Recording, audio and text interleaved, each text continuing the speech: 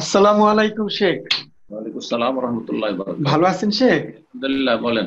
আমার কিউরিয়াসিটি সেটা আমি আপনার কথা অলমোস্ট 12 ইয়ার্স ফলো করি সবসময়ই। তো জাযাকাল্লাহ খাইর। জি, আপনি একটা হাদিসে বলছিলেন, যে হাদিস কি আপনার স্পিচে শুনছিলাম, যে দাড়ি রাসূলুল্লাহ সাল্লাল্লাহু আলাইহি সাল্লাম বলছে বাড়তে দাও, আর মোজ গুলা কেটে ফেলো, ছেটে ফেলো, ছোট করো।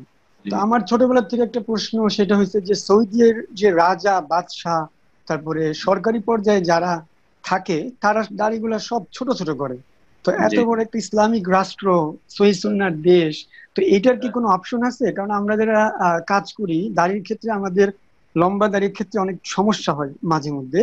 তো জি। এরকম যদি অপশন থাকে তাহলে একটু বলবেন প্লিজ, এটা আমার। রাসূলুল্লাহ সাল্লাল্লাহু আলাইহি ওয়াসাল্লাম ছাড়াও কি আমাদের কেউ আদর্শ আছে নাকি? না না, হ্যাঁ? না এটা নাই, এটা তো নাই। লাকাদ কানা লাকুম ফি রাসূলিল্লাহি উসওয়াতুন হাসানাহ। তোমাদের জন্য রাসূলুল্লাহ সাল্লাল্লাহু আলাইহি ওয়াসাল্লামের মধ্যে রয়েছে উত্তম আদর্শ। কথা বোঝা গেছে? তো রাসূলুল্লাহ সাল্লাল্লাহু আলাইহি ওয়াসাল্লাম কি করেছেন এটা দেখতে হবে। তারপরে দেখেন, যে কোনো ব্যক্তি ভুলের ঊর্ধ্বে নয়।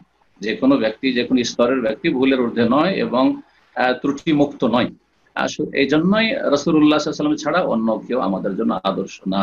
যে কোনো আমলের ক্ষেত্রে আদর্শ না। কে কি করছে সেটা আপনার দেখার বিষয় না। আপনাকে সোজা নজর রাখতে হবে যে রাসূলুল্লাহ সাল্লাল্লাহু আলাইহি ওয়াসাল্লাম কোনটা ছেড়ে গেছেন। জি।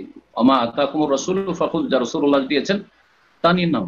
রাসূলুল্লাহ সাল্লাল্লাহু আলাইহি ওয়াসাল্লামের পরে যদি কোনো সাহাবীও দেখেন, একজন সাহাবী যদি দাড়ি মন্ডনকারী হইতেন, তাহলে বলতাম যে ওই একজন সাহাবীর আপনি অনুসরণ করেন, যান দেখান দেখি। একজন ইমাম দেখান, আইমা মুহাদ্দিসিন ফুকাহা আবু হানিফা, শাফি, মালিক, আহমদ, বুখারী, মুসলিম, এই করে একজন ইমাম দেখান। বরং সম্ভ্রান্ত ব্যক্তি, ইসলামে সম্ভ্রান্ত ব্যক্তি, বড় ব্যক্তি, তারই অমুসলিম যেগুলো বড় ব্যক্তি, তো সেগুলিও দাড়িওয়ালা। আপনারা তো দুনিয়া সম্পর্কে যথেষ্ট বেশি বুঝছেন, দেখবেন যে যে কোনো যোগ্য ব্যক্তি যারা পৃথিবীতে যোগ্য হয়েছে, তাদের সবার দাড়ি ছিল। জি। এগুলোকে দাড়ি ছিল অমুসলিম হওয়া সত্ত্বেও। ওরা আমাদের আদর্শ না, ওরা আমার দলিল না, কিন্তু এটা দেখতেছে দাড়ি একটা পুরুষের জন্য পূর্ণতা। কেউ রাখে না, সেটা তার ত্রুটি। হ্যাঁ। আর তারপরে কোন যুগে আপনার খোলাফায়ে রাশিদিনের যুগ ফিরে আসবে না, ফিরে আসেনি, আসবে না। জি। 30 বছর খেলাফতে রাশিদা ছিল, আর তারপরে ওই স্বর্ণ যুগ আর ফিরে আসেনি কখনো, আর আসবেও না। আর কে কি করছে সেটা দেখার বিষয় না, আপনাকে দেখতে হবে যে আমাকে কি করতে হবে, এটা দেখার বিষয়।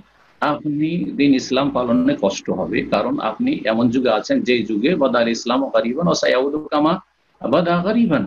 আগন্তুক এখন আপনি একজন মুসলিম, সত্যি আদর্শ মুসলিম হলে আপনি আগন্তুক, অপরিচিত ব্যক্তি, আপনি আজব ব্যক্তি, আপনাকে কত লোক কি বলবে।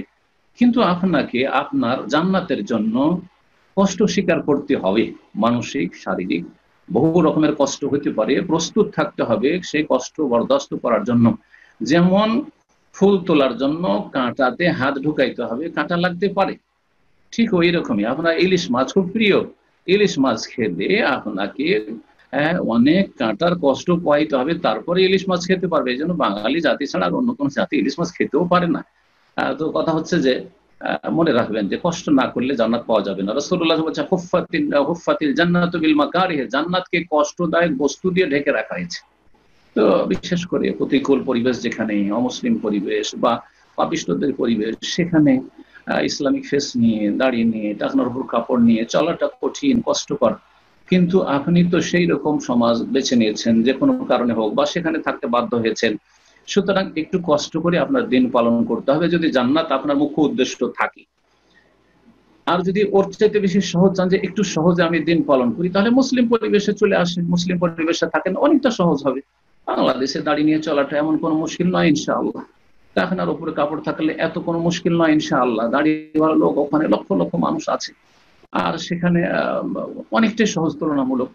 তো যাই হোক, যে কথাগুলি বললাম মনে রাখবেন, যে আমাদের জন্য, আবার বলছি, আদর্শ হচ্ছে রাসূলুল্লাহ সাল্লাল্লাহু আলাইহি ওয়াসাল্লাম।